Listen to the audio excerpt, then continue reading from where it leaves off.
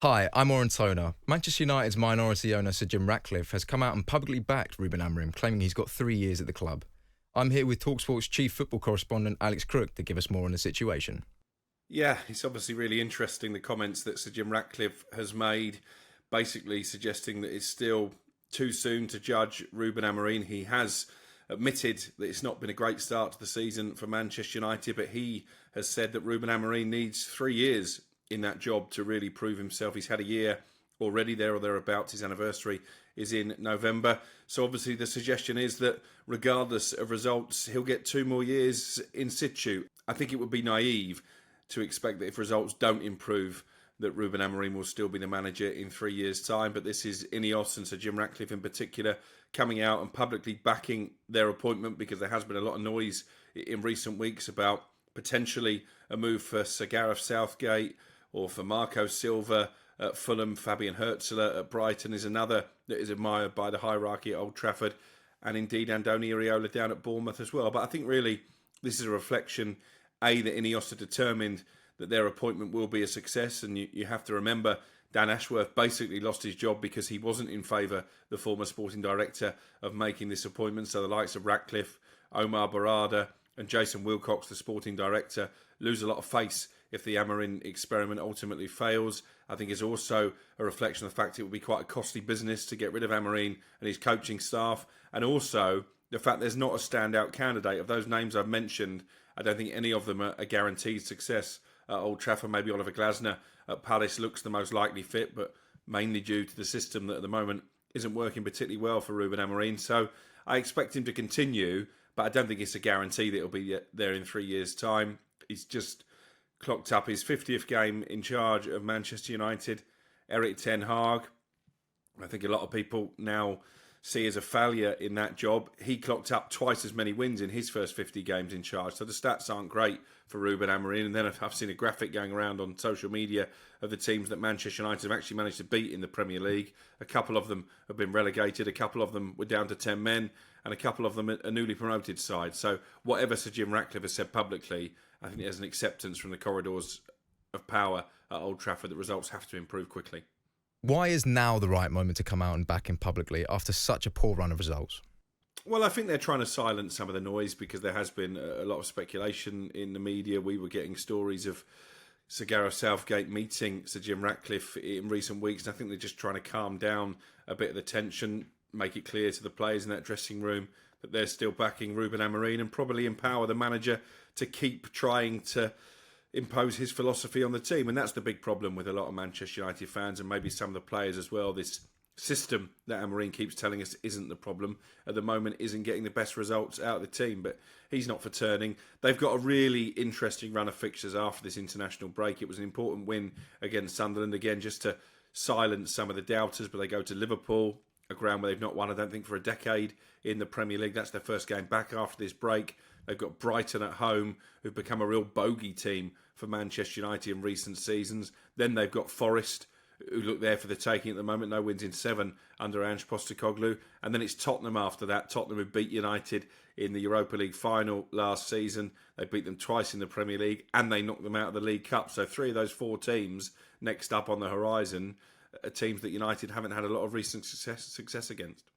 Ineos and Sir Jim Ratcliffe seem to be quite concerned about how their image looks towards the fans, towards the media. If they sack him in a couple of weeks, a couple of months now, could they look embarrassed?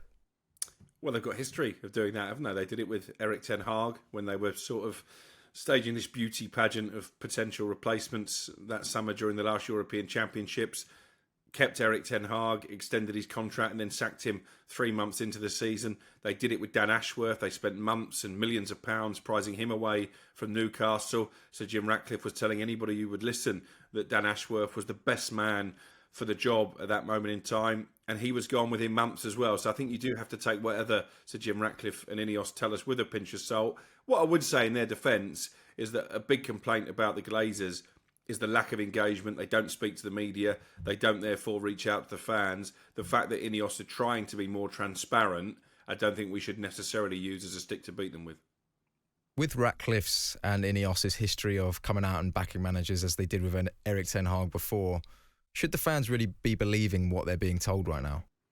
Well, as I say, there's a body of evidence that Sir Jim Ratcliffe says one thing and does another. What I keep coming back to is football is a results business. You can't be the Manchester United manager for 3 years if you've got such a low win percentage as Ruben Amorin has. So despite what Sir Jim Ratcliffe has said, he will know that results have to turn, and they have to turn quickly, because part of the business plan this year, and obviously it's a lot about finances when it comes to Ratcliffe and Ineos. We've seen that during his tenure already. They've been in charge over a year now. What we know about Ineos and Sir Jim Ratcliffe is that a lot of their decision making is business led, it's money motivated.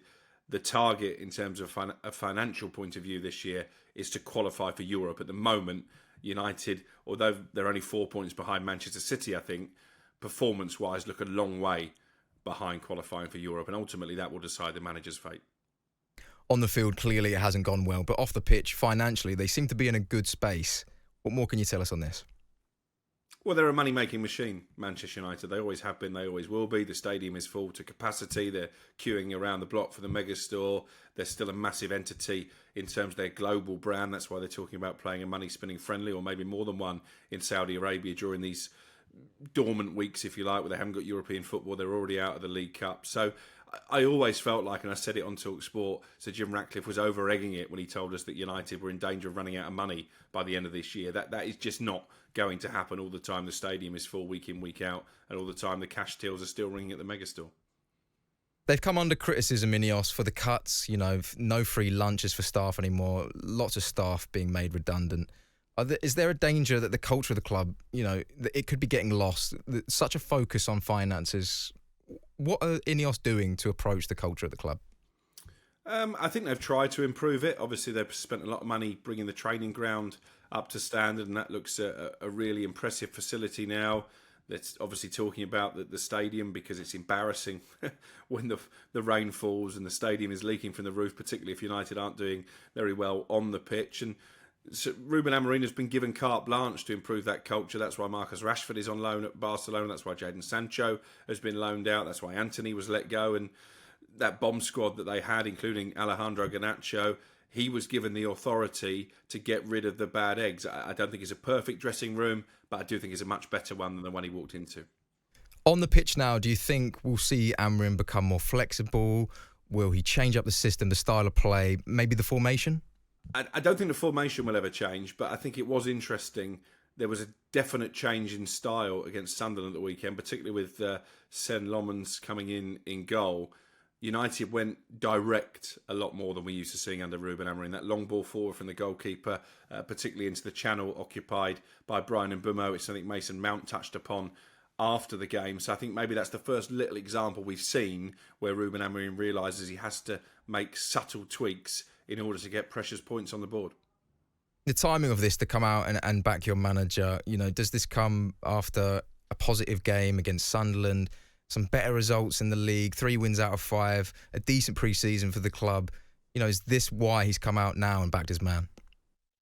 Yeah, I mean, I think if they'd lost to Sunderland or even dropped points, then maybe this interview would have been either very different or didn't take place at all. Pre-season was positive. I watched a lot of the pre-season games, and you could see that the United players finally were buying into Ruben Amorin's philosophy. They were creating a lot more chances. They looked defensively more resolute. That continued, I think, against Arsenal on the first day of the season. Yes, they lost that game, but certainly it was a big improvement performance-wise on what we've seen for a lot of Ruben Amorin's tenure. They've won their last 3 at Old Trafford, so the home form is improving. Away from home, they've got to sort themselves out, because that's why they've not put back-to-back wins on the board, because they're capable of beating teams at Old Trafford. They struggle to do that away from home. They've had opportunities away at Fulham when they dominated the first half an hour. Brentford away was a really poor performance, but it was an opportunity nonetheless to try and put points on the board, particularly when Bruno Fernandes missed that penalty, and Brentford probably should have been down to 10 men. But there have been some terrible performances as well. The Grimsby defeat in the League Cup was an abomination, a real embarrassment for Manchester United. The derby away from home against City was a capitulation. So they tend to be a team of extremes, United. They either play very well or very badly. And I think that's why Ruben Amorin and the Manchester United fans are so frustrated. There is no consistency at the moment in their performances. And if you've had a manager who's been in situ for a year, he's got rid of the deadwood, he's signed his own players, he spent a lot of money in the summer, I think the least you can ask for is consistency in terms of performances, and that hasn't been there so far.